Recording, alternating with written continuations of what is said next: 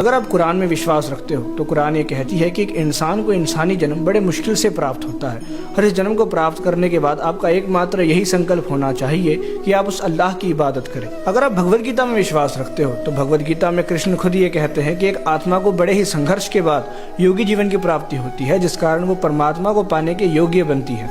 तो इस जन्म को व्यर्थ मत जाने दो। अगर आप गुरबाणी में विश्वास रखते हो तो कबीर जी कह रहे हैं, कबीर मानस जन्म दुलंभ है, होए ना बारह बार। मतलब इंसानी जन्म बहुत ज्यादा रेयर होता है, हर किसी को नहीं मिलता। आज हम लोग इंसान बन चुके हैं तो हमको इस इंसानी जीवन की वैल्यू नहीं है। जो बनफल पाके भोए गिरही बहर न लागह डार। कबीर जी कह रहे हैं कि इंसान का जन्म एक पके हुए फल जैसा है। जैसे एक पका हुआ फल टहनी से टूटकर गिर जाता है, अब चाहे वो जितनी मर्जी कोशिश कर ले वापस उस टहनी पर नहीं जा सकता। दूसरा, अगर उस फल को फिर से टहनी पर आना है तो उसे पहले खत्म होना होगा, फिर उसकी बीज बनेगी, बीज से पौधा बनेगा, पौधे से पेड़ बनेगा, फिर उस पेड़ पर एक टहनी होगी जिस पर एक फल आएगा। बहुत ही लंबा प्रोसेस है, राइट। वैसे ही ये इंसानी जन्म है। अगर आपने एक बार मौका खो दिया तो आप फिर से वही 84 लाख जून के साइकिल में फंस जाओगे, फिर से आपको 84 लाख जून भोगना पड़ेगा।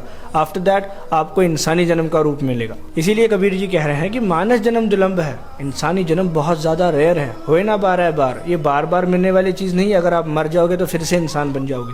एक बार मौका गया तो फिर से 84 लाख जून भोगना पड़ेगा, फिर जाकर इंसानी जन्म की प्राप्ति होगी, योगी जीवन की प्राप्ति होगी, जिस कारण आप उस परमात्मा को पाने के योग्य बनते हो।